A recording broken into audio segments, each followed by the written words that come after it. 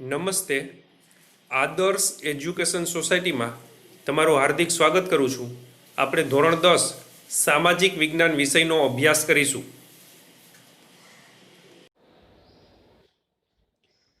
પ્રકરણ 13 ઉત્પાદન ઉદ્યોગો.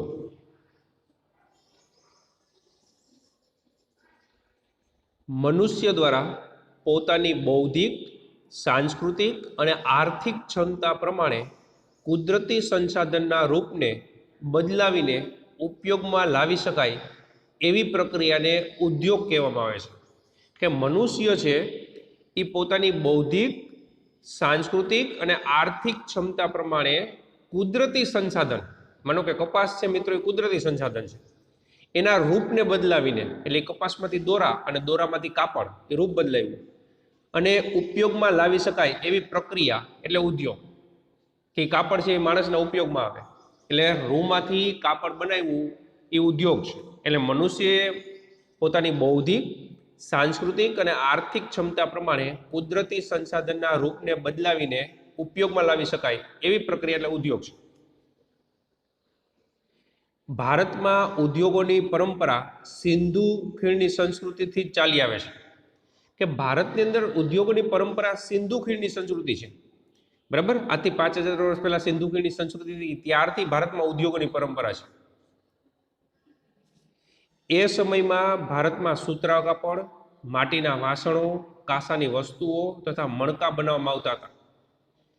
કે સિંધુ ખીણની સંસ્કૃતિના સમયમાં સુતરાઉ કાપડ, માટીના વાસણો, કાંસાની વસ્તુઓ આ બધું બનાવવામાં આવતું હતું, મણકા બનાવવામાં આવતા હતા. 18મી સદી સુધી ભારત વહાણો બનાવવાના ઉદ્યોગમાં, હસ્તકળા અને ગૃહ ઉદ્યોગમાં આગળ હતા. કે 18મી સદી સુધી ભારત વહાણો બનાવવાના ઉદ્યોગમાં, હસ્તકળા ઉદ્યોગ અને ગૃહ ઉદ્યોગમાં આગળ હતા. ભારતનું સુતરાઉ કાપડ, મલમલનું કાપડ, ધાતુના વાસણો તથા આભૂષણોની વિદેશમાં ખૂબ જ માંગ રહે છે. કે ભારતનું સુતરાઉ કાપડ, મલમલનું કાપડ, ધાતુના વાસણો તથા આભૂષણોની વિદેશમાં ખૂબ જ માંગ રહે છે, પહેલેથી જ માંગ છે. યુરોપમાં ઔદ્યોગિક ક્રાંતિની શરૂઆત સાથે અંગ્રેજોએ ભારતમાંથી કાચો માલ, ખાસ કરીને કપાસ લઈ જતા. ત્યાંના કારખાનામાં તૈયાર થયેલો માલ ભારતમાં મોંઘી કિંમતે વેચાય અને ભારતનો આ હસ્ત ઉદ્યોગ પડી ભાંગે તેવી નીતિ અપનાવતા. કે યુરોપમાં ઔદ્યોગિક ક્રાંતિ થઈ મિત્રો. ઔદ્યોગિક ક્રાંતિને કહેવાય કે હાથ બનાવટની વસ્તુ કારખાનામાં થવા માંડી, એને ઔદ્યોગિક ક્રાંતિ કીધી. તો યુરોપમાં ઔદ્યોગિક ક્રાંતિની શરૂઆત સાથે 1750 થી 1830નો સમયગાળો નિષ્ણાતોએ ઔદ્યોગિક ક્રાંતિનો સમયગાળો કીધો મિત્રો, બરાબર. તો એની શરૂઆત થઈ એટલે અંગ્રેજોએ ભારતમાંથી કાચો માલ અને ખાસ કરીને કાચો માલમાં કપાસ એ ત્યાં લઈ જતા, એટલે ઇંગ્લેન્ડ લઈ જતા. ત્યાં કારખાનામાં તૈયાર થયેલો માલ છે એ મોંઘો રીતે અહીં વેચતા અને આ રીતે ભારતનો આ હસ્ત ઉદ્યોગ છે એ પડી ભાંગે એવી એની નીતિ હતી. આનાથી ભારતના કાપડ ઉદ્યોગને મોટું નુકસાન થયું તથા ભારતના કસબીઓ અને કારીગરો બેકાર બન્યા. કે આને કારણે ભારતનો કાપડ ઉદ્યોગ છે એને મોટું નુકસાન થયું અને ભારતના કસબીઓ એટલે વિશિષ્ટ આવડત ધરાવતા કારીગરો મિત્રો, કસબી એટલે કારીગર જ થાય પણ વિશિષ્ટ આવડત ધરાવતા કારીગરોને કસબી કહેવાય, બરાબર, એને મોટું નુકસાન થયું અને બેકાર બન્યા. એના પછીનો મુદ્દો છે મિત્રો ઉદ્યોગોનું મહત્વ.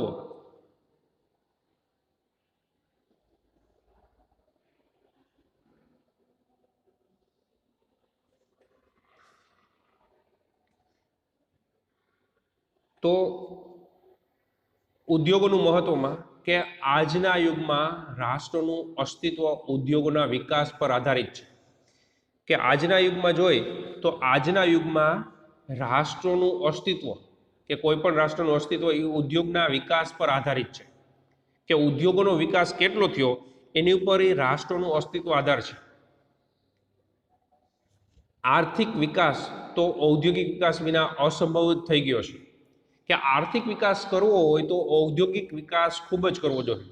જો આર્થિક રીતે જે વિકસિત રાષ્ટ્રો છે મિત્રો એને ઔદ્યોગિક વિકાસ પુષ્કળ કર્યો છે. એટલે એ વાક્ય લખ્યું છે કે આર્થિક વિકાસ તો ઔદ્યોગિક વિકાસ વિના અસંભવ થઈ ગયો છે. જે દેશો ઔદ્યોગિક દ્રષ્ટિએ જેટલા વધારે વિકાસ પામ્યા છે તેની અર્થવ્યવસ્થા એટલી જ મજબૂત બની છે કે જે દેશ ઔદ્યોગિક દ્રષ્ટિએ જેટલા વધારે વિકાસ પામ્યા છે એની અર્થવ્યવસ્થા એટલી જ વધુ મજબૂત બની છે. કયા દેશો? તો કે યુએસ, રશિયા, જાપાન, દક્ષિણ કોરિયા જેવા દેશો પોતાની ઔદ્યોગિક વિકાસના પાયા પર જ સમૃદ્ધ અને વિકસિત રાષ્ટ્રો બન્યા છે. કે યુએસ છે, રશિયા છે, જાપાન છે, દક્ષિણ કોરિયા છે, આ બધા દેશો ઔદ્યોગિક વિકાસને કારણે જ સમૃદ્ધ બન્યા છે.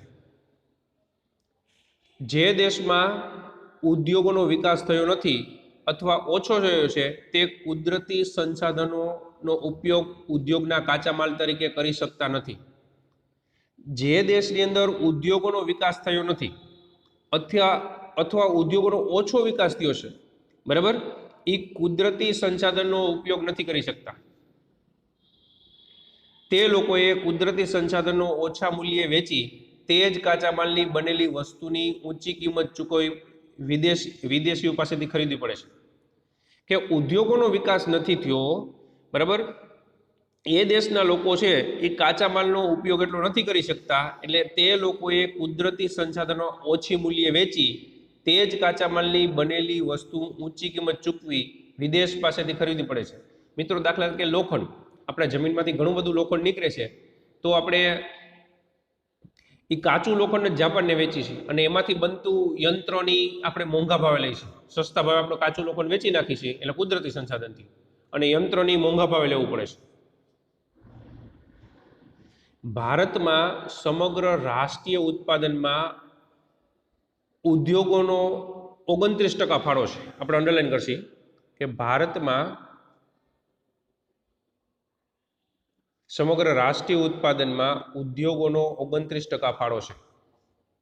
બરાબર, એક વારમાં પૂછાય કે રાષ્ટ્રીય ઉત્પાદનમાં ઉદ્યોગનો ફાળો કેટલો છે, તો 29% છે.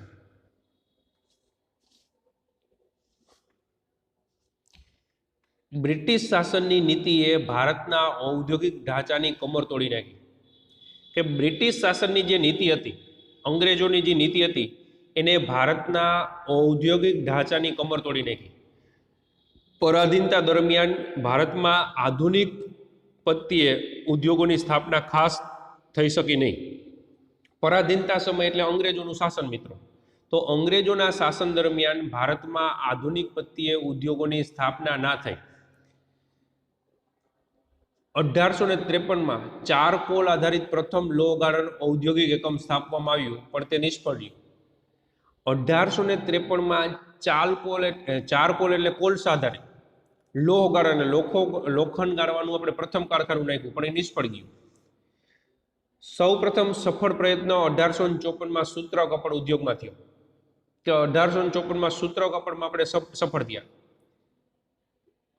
તે પછી 1855માં કોલકાતા નજીક રીસરામાં શણનું કારખાનું સ્થાપ્યું. એક માર્કમાં બધા પૂછાય મિત્રો કે સૌ પ્રથમ આપણે સૂત્ર કપડ કીધું 1854માં, પછી શણનું તો 1855માં, ક્યાં તો કોલકાતા નજીક રીસરામાં નાખ્યું. ત્યારબાદ 1874માં કુલ્ટીમાં કાચું લોખંડ એટલે લોએસ્ક બનાવવાનું કારખાનું સ્થાપવામાં આવ્યું, જે કેટલાક વર્ષ પછી બંધ થઈ ગયું. 1855માં આપણે રીસરા આગળ શણનું કારખાનું નાખ્યું. પછી 1874માં કુલ્ટીમાં કાચું લોખંડ એટલે લો અયસ્ક, જમીનમાંથી જે નીકળે ને અશુદ્ધિ સાથે એને લો અયસ્ક કહેવાય, એ શુદ્ધ કરવા માટેનું કારખાનું નાખ્યું, પણ એ બંધ થઈ ગયું. જે સમય જતા 1881માં પુનઃ શરૂ થયું. 1907માં જમશેદપુરમાં ટાટા લોખંડ પોલાદ કંપની સ્થાપવાથી ઔદ્યોગિક વિકાસને નવી દિશા મળી. જે 1874માં કુલ્ટીમાં આપણે લોખંડ શુદ્ધ કરવાનું કારખાનું નાખ્યું હતું, એ સમય જતાં બંધ થઈ ગયું, પણ 1881માં ફરીથી શરૂ થયું. અને 1907માં જમશેદપુરમાં ટાટા લોખંડ પોલાદ કંપની નાખવામાં આવી, બરાબર, તો એ સ્થાપવામાં આવી. એને કારણે ઔદ્યોગિક વિકાસને એક નવી જ દિશા મળી, મિત્રો.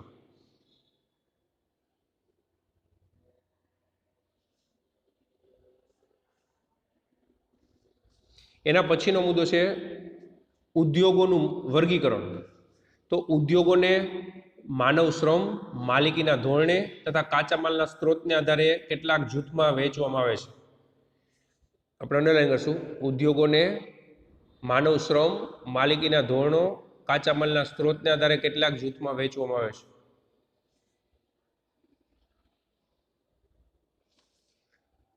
એના પછી શ્રમિકોના આધારે ઉદ્યોગોને નાના પાયાના પરના ઉદ્યોગો અને મોટા પાયા પરના એમ વહેંચી શકાય છે.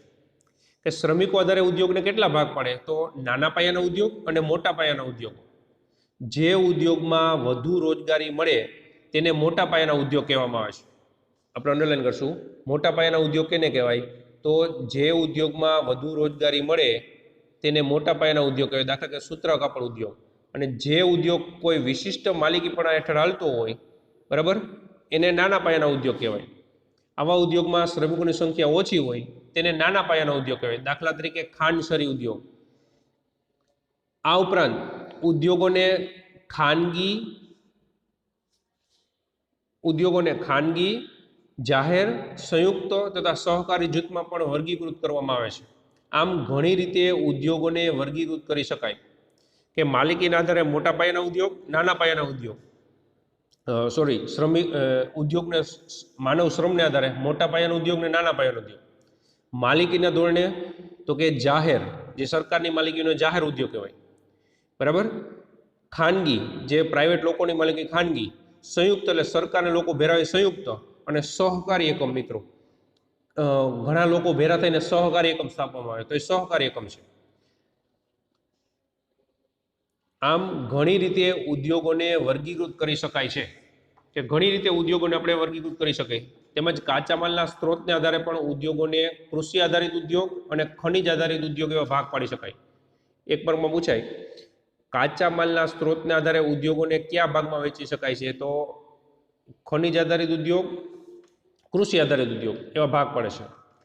હવે કૃષિ આધારિત ઉદ્યોગો, મિત્રો, તો સૂત્ર કાપડ, શણનું કાપડ, રેશમી કાપડ, ઊની કાપડ, ખાંડ, કાગળ વગેરે કૃષિ આધારિત પ્રવૃત્તિ પ્રાપ્ત થતા કાચા માલ પર આધારિત ઉદ્યોગો છે. કે કૃષિ આધારિત ઉદ્યોગ કેને કહેવાય? કે જેનો કાચો માલ કૃષિમાંથી મળતો હોય એ કૃષિ આધારિત ઉદ્યોગ છે. સૂત્ર કાપડ, શણ, રેશમી કાપડ, ઊની કાપડ, ખાંડ એ કૃષિ આધારિત ઉદ્યોગો છે. એમાં કીધું સૂત્ર કાપડ ઉદ્યોગ.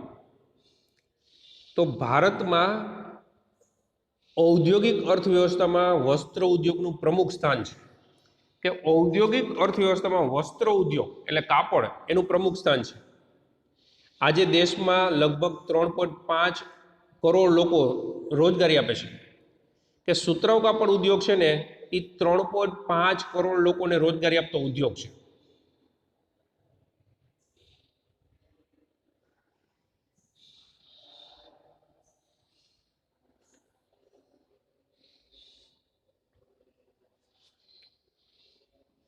દેશમાં સૌથી વધુ રોજગારી પૂરી પાડતો ઉદ્યોગ કાપડ ઉદ્યોગ છે.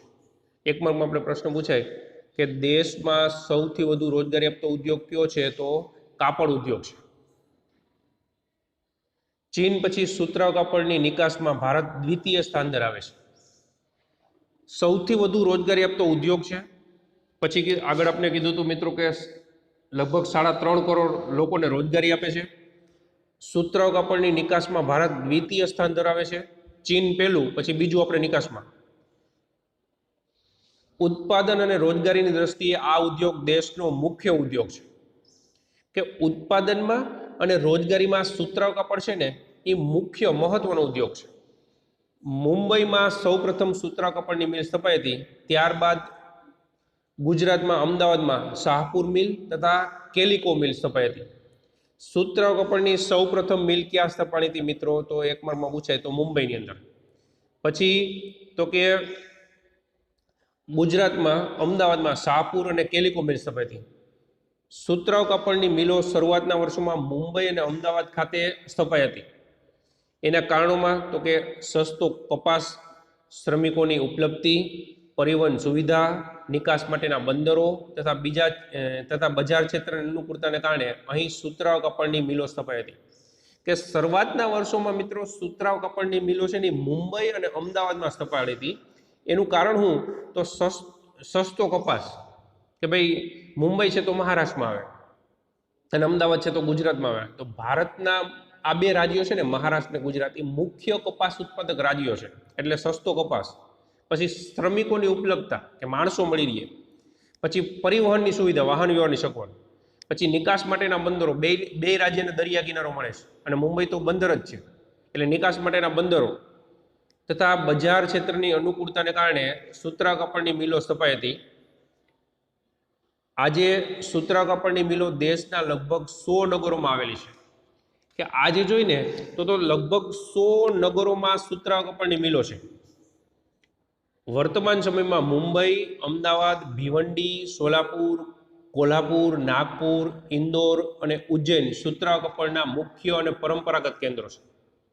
કે હાલના સમયમાં જોઈને મિત્રો તો મુંબઈ, અમદાવાદ, ભિવંડી, સોલાપુર, કોલ્હાપુર, નાગપુર, ઇન્દોર અને ઉજ્જૈન એ બે છે ને મિત્રો મધ્યપ્રદેશના છે.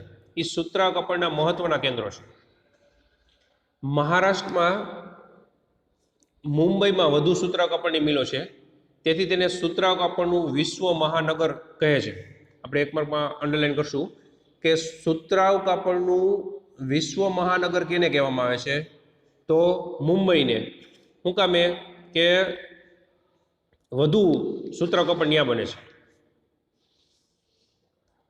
આ ઉપરાંત પુણે, કોલ્હાપુર, ઔરંગાબાદ, જલગાંવ જેવા શહેરો પણ આ ઉદ્યોગ સ્થપાણા છે. ગુજરાતમાં અમદાવાદને પૂર્વનું માન્ચેસ્ટર કહેવામાં આવે છે અને ડેનિમ સિટી ઓફ ઇન્ડિયા કહેવામાં આવે છે. આપણે અંડરલાઈન કરવી કે પૂર્વનું માન્ચેસ્ટર તથા ડેનિમ સિટી ઓફ ઇન્ડિયા કેને કહેવામાં આવે છે? તો અમદાવાદને. માન્ચેસ્ટર છે ને મિત્રો ઇંગ્લેન્ડમાં આવે, કાપડનું મોટું બજાર છે, મોટા ઉત્પાદક છે. એટલે અમદાવાદ છે ને એ આપણે અહીંયા મોટું ઉત્પાદક છે, એટલે પૂર્વનું માન્ચેસ્ટર કીધું આપણું, બરાબર. અને ડેનિમ સિટી ઓફ ઇન્ડિયા કીધું. આ ઉપરાંત વડોદરા, કલોલ, ભરૂચ, પોરબંદર, ભાવનગર, રાજકોટ વગેરે શહેરોમાં પણ સૂતરા કાપડ ઉત્પાદન થાય છે. તમિલનાડુની વાત કરીએ તો તમિલનાડુમાં કોઇમ્બતુર મુખ્ય કેન્દ્ર છે. ચેન્નઈ અને મદુરાઈ વગેરે કેન્દ્રનો સમાવેશ થાય છે. કે તમિલનાડુના રાજ્યમાં કોઇમ્બતુર મુખ્ય કેન્દ્ર છે. એ સિવાય ચેન્નઈ, મદુરાઈ આ પણ મહત્વના કેન્દ્રો છે. ઉત્તર પ્રદેશમાં કાનપુર, ઇટાવા, આગ્રા, લખનઉ વગેરે મુખ્ય કેન્દ્રો છે. એ ઉત્તર પ્રદેશના મુખ્ય કેન્દ્રો કયા છે?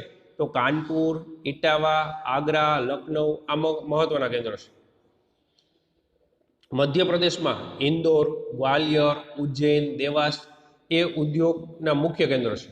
કે મધ્યપ્રદેશના સૂતરા કાપડના મુખ્ય કેન્દ્રો ક્યાં છે? તો ઇન્દોર, ગ્વાલિયર, ઉજ્જૈન, દેવાસ આ મહત્વના કેન્દ્રો છે. પછી વાત કરીએ પશ્ચિમ બંગાળમાં તો કોલકાતા, હાવડા, મુર્શિદાબાદ વગેરે મહત્વના કેન્દ્રો છે. મિત્રો ક્યારેક એક માર્કમાં આવો પ્રશ્ન પૂછાય, ભાઈ ઇન્દોર, ગ્વાલિયર, ઉજ્જૈન, દેવાસ એક કયા રાજ્યના મહત્વના કેન્દ્ર, સૂતરા કાપડના મહત્વના કેન્દ્રો છે? તો મધ્યપ્રદેશના. પછી પશ્ચિમ બંગાળના મહત્વના કેન્દ્રો તો હાવડા, મુર્શિદાબાદ વગેરે છે.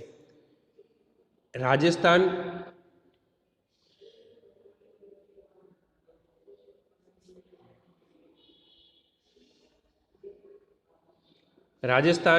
પંજાબ, હરિયાણા વગેરે રાજ્યોમાં સૂતરાવ કાપડનો ઉદ્યોગ વિકસ્યો છે. કે આ રાજ્યોની અંદર પણ સૂતરાવ કાપડ ઉદ્યોગ છે એનો વિકાસ થયો છે. આ ઉદ્યોગોના વિકેન્દ્રીકરણમાં નોંધપાત્ર યોગદાન કરનાર પરિબળોમાં વ્યાપક બજાર ક્ષેત્ર, પરિવહન, બેંક તથા વિદ્યુતની સુવિધા વગેરે છે. આપણે અંડરલાઈન કરશી કે સૂતરાવ કાપડ છે, આ ઉદ્યોગ એટલે સૂતરાવ કાપડ એ વિકેન્દ્રિત થવાના કારણો ક્યાં છે? તો વ્યાપક બજાર, પરિવહન, બેંક તથા વિદ્યુતની સુવિધા, એને કારણે સૂતરાવ કાપડ ઉદ્યોગ છે આખા દેશમાં પ્રસરી ગયું છે. આજે સૂતરાવ કાપડ ઉદ્યોગ ઉત્તમ પ્રકારના કપાસની અછત, જૂના યંત્રોનો વપરાશ, અનિયમિત વિદ્યુત પુરવઠો, કૃત્રિમ રેસાના કાપડની સ્પર્ધા તથા વૈશ્વિક બજારમાં તીવ્ર સ્પર્ધાની સમસ્યાનો સામનો કરી રહ્યો છે. કે આજે સૂતરાવ કાપડ ઉદ્યોગ છે એ ઉત્તમ પ્રકારના કપાસની અછત, સૂતરાવ કાપડ છે ઉત્તમ પ્રકારના કપાસની અછતનો અનુભવ કરી રહ્યું છે, બરાબર. પછી કીધું જૂના યંત્રોનો વપરાશ, અનિયમિત વિદ્યુત પુરવઠો, કૃત્રિમ રેસાની સ્પર્ધા, વૈશ્વિક બજારમાં તીવ્ર સ્પર્ધા. આપણે વેચવા જઈને ચીન પહોંચી જાય છે મિત્રો, એટલે તીવ્ર સ્પર્ધા વગેરે સમસ્યાનો સામનો થઈ રહ્યો છે.